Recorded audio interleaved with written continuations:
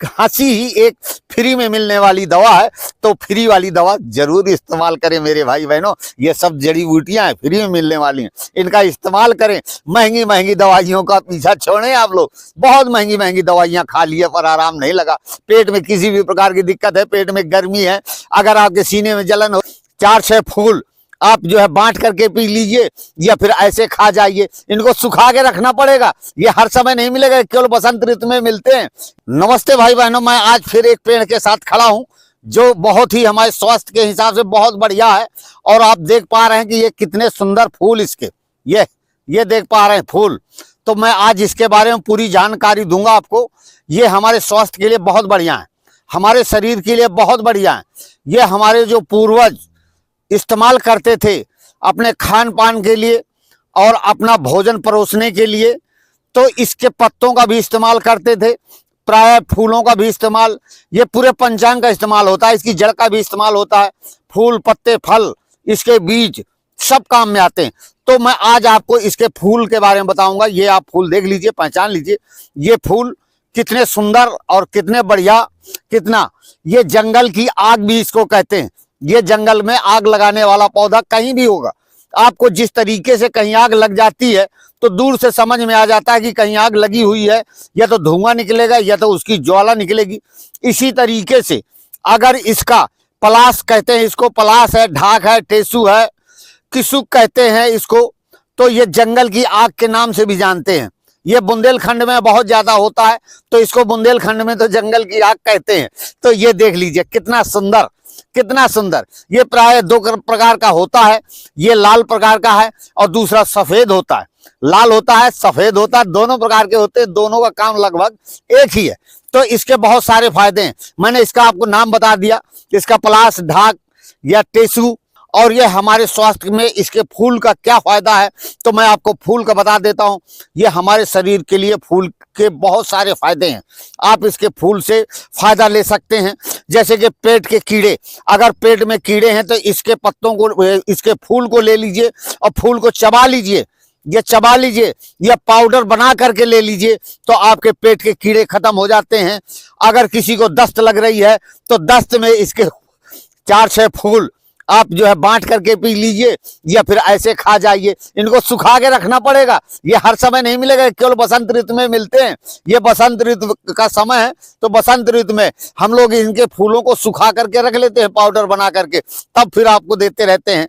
अगर किसी को मधुमेह है, शुगर रोग है, तो शुगर रोग के लिए भी इसके फूल बहुत ही कारगर है।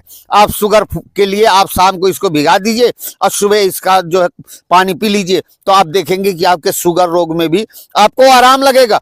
त्वचा रोग है, त्वचा में निखार लाने के लिए भी इसको खाइए। साथ में आप इसका पेस्ट बना करके अपने चेहरे में लगा सकते हैं, पर ध्यान रखिएगा जब चेहरे में लगाना हो तो किसी दूसरे अंग में लगा लीजिएगा, जब उसमें इन्फेक्शन ना करे तब जाकर के चेहरे में लगाइएगा। क्योंकि चेहरे में डायरेक्ट कोई भी, चाहे वो कोई भी चीज हो, आयुर्वेदिक जड़ी बूटी हो या क्रीम हो कोई, तो आप दूसरे अंग में लगाएं, इसके बाद ही आप चेहरे में लगाएं। क्योंकि अगर इन्फेक्शन कर सकता है, क्योंकि हर एक ब्लड में हर एक दवा सूट नहीं करती है, तो इसलिए देख लेना चाहिए। वैसे इनका कोई साइड इफेक्ट नहीं होता, ये आयुर्वेदिक जड़ी बूटियां हैं। तो इसलिए बवासीर है तो बवासीर के लिए भी बहुत बढ़िया है, इसके पत्ते का रस आप बांट करके पी लीजिए और साथ में आप इसको लगा भी सकते हैं अपने गुप्तांग में, तो आप देखेंगे कि आपका बवासीर बहुत जल्दी सही हो जाएगा। यूरिन इन्फेक्शन, अगर बार बार पेशाब आने की भी दिक्कत है, बार बार दिक्कत होती है पेशाब करने में, तो आप यूरिन इन्फेक्शन के लिए इसको फूलों को आप बांट करके ले सकते हैं। ताजा फूल मिल जाए तो ऐसे खाएं, या फिर जो है आप इसको बांट करके पाउडर बना करके रखें और इसका इस्तेमाल करें, के लिए बहुत बढ़िया है।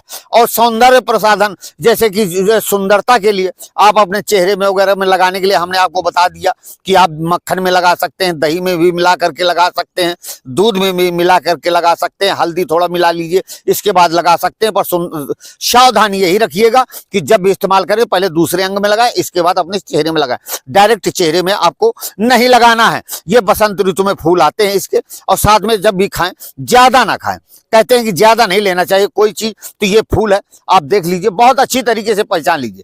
ये देख लीजिए कितने सुंदर फूल हैं। तो ये जरूर आपको बसंत ऋतु में इसके फूल मिलेंगे, तो आप जरूर इनको इकट्ठा करके रख लें और ये इस्तेमाल करें।